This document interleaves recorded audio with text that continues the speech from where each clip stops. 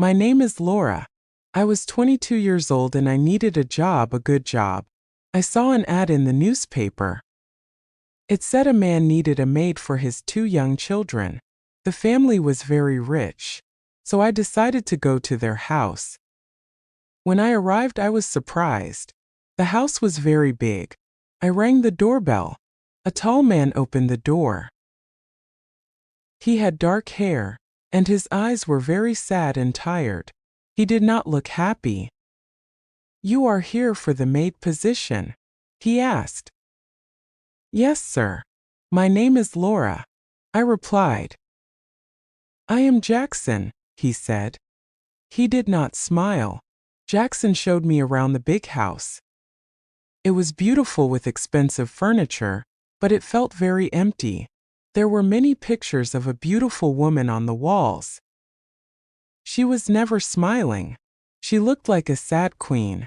Then I met the children. They were twins, a boy and a girl 7 years old. Their names were Shane and Zara. They were very quiet. They did not speak. Jackson looked at them. "This is Laura. She will be your new maid," he told them. The children still did not say anything. The whole house was very quiet. Jackson then explained that the children's mother had passed away 1 year ago. I understood that this job was not only about cleaning the house and playing games with children. It was about bringing some happiness and light into this dark place. I also needed the money for myself, so I told Jackson I would work for him. My new life as a maid began. I lived in a small room inside the very large house. I cleaned the house, cooked dinner, washed the dishes, and looked after his children. Shane and Zara were very quiet. They did not speak many words, and I had never heard them laugh. They missed their mother very much. Jackson had told me that she passed away 1 year before in a car accident. He did not talk about it often and he did not share his feelings. Jackson was a very busy person. He spent most of his time working in his office. He ate alone and did not talk much. But slowly I saw a small change in the children. One evening, Shane and Zara were laughing as they drew a picture together. I did not see Jackson at first. He was standing quietly in the doorway. He was just watching us. His face looked different. He said, "They have not laughed like that in a very long time." My heart began to beat fast. This was the first time Jackson had spoken to me about something personal. One Tuesday, a woman came to the house. Her clothes were expensive. "I am Caitlin," she said. "I am Amelia's sister." Amelise was the name of Jackson's late wife. Caitlin was older than Amelia. Caitlin did not like me. She watched everything I did in the house. She said I was too friendly with the children. They need rules and strong limits, not just games and fun, she said. Later that day, Caitlin found me alone in the kitchen. I was washing the dishes. "You think you can just walk in here and take my sister's place?" she asked angrily. "No, of course not. I am just the maid," I said quickly. She laughed. "Let me tell you a secret, little maid," she said. "This perfect family you think you see here was never real. It was a lie from the start. Jackson was never happy with my sister. He was a very cold man. He only cared about his work and his business trips. Amelia was very lonely in this big empty house." I was shocked. I did not know what to say. "So don't think you can make him happy," she said. "He cannot love. He is not capable of it. Remember that, Laura." She turned and left the kitchen. I stood there alone. My mind was going crazy. The sad, quiet man I worked for now seemed like a mystery. Was he sad because his wife had died? Or was he a man with a cold heart? I wondered if I had made a mistake taking this job. Caitlin often visited the house. She always tried to make me feel unimportant. I tried to ignore her, but her words always hurt. I knew she wanted me to leave. One afternoon, Caitlin was in the living room with us.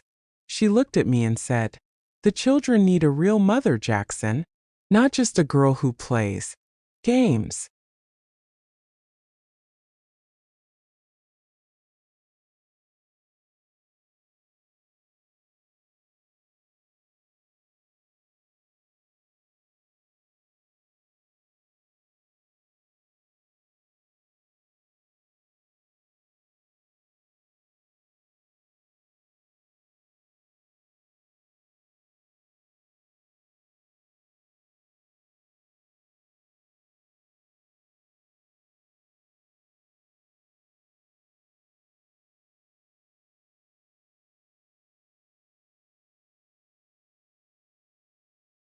I warned you, little maid.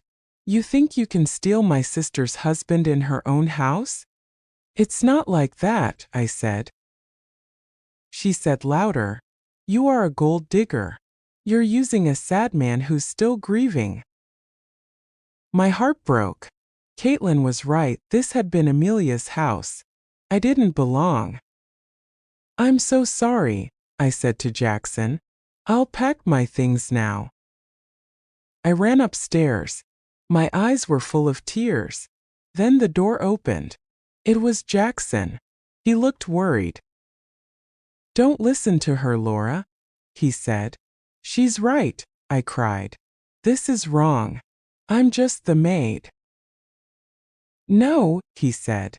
"The only thing wrong was my life before you came. Please sit down." We sat on the bed. He looked into my eyes and said, "Caitlin was right about one thing, my marriage wasn't happy. Amelia and I were lonely. When she died, I was sad for the family I never had. My world stopped moving.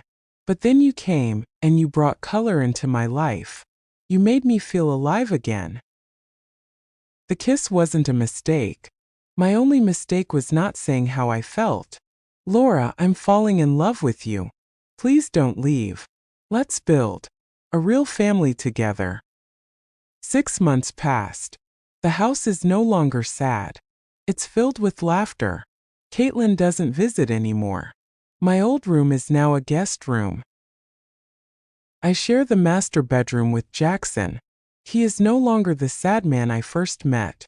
His eyes are full of love. One day, Jackson holds my hand. "Are you happy, Laura?"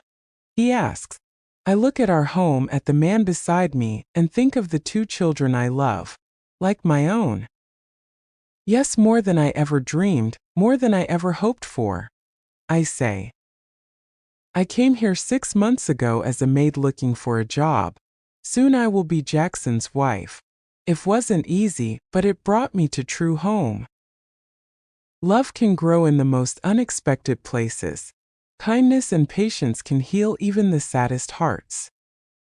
Thank you for listening to this story.